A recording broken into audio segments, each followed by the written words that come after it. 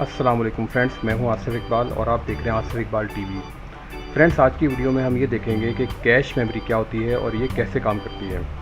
तो दोस्तों, cache memory एक बहुत ही छोटे साइज़ की मेमोरी होती है मगर बहुत ही फास्ट टेम्परेरी स्टोरेज मेमोरी होती है, जिसको डेटा ट्रांसफ़र की स्पीड तेज़ करने के लिए डिज़ाइन किया गया है। मिसाल के तौर पर जब CPU को डेटा चाहिए होता है तो CPU सबसे पहले अपनी कैश मेमोरी में चेक करता है।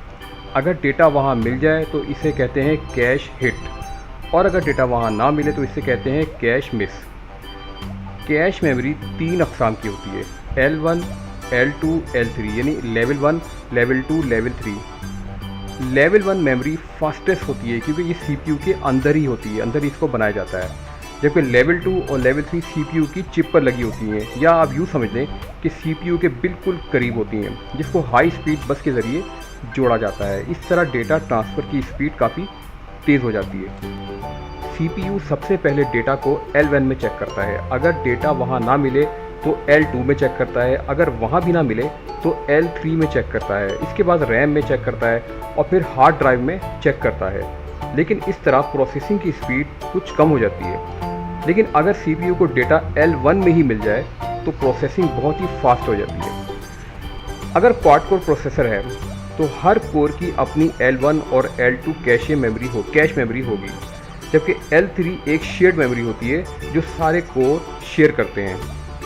अब फ्रेंड, एक मिसाल के ज़रिए समझने की कोशिश करते हैं जो कि आपके लिए बहुत फिर आसान हो जाएगा समझना कैश मेमोरी को। तो मिसाल के तौर पर आपको अपना मोबाइल नहीं मिल रहा, ठीक है, तो सबसे पहले आप मोबाइल को अपनी पॉकेट में चेक करेंगे, यानी पॉकेट हुई L1 मेमोरी, यानी साइज़ में छोटी मगर काम हुआ फास्ट, आपने जल्दी से चेक किया अपनी पॉकेट में, ठीक है।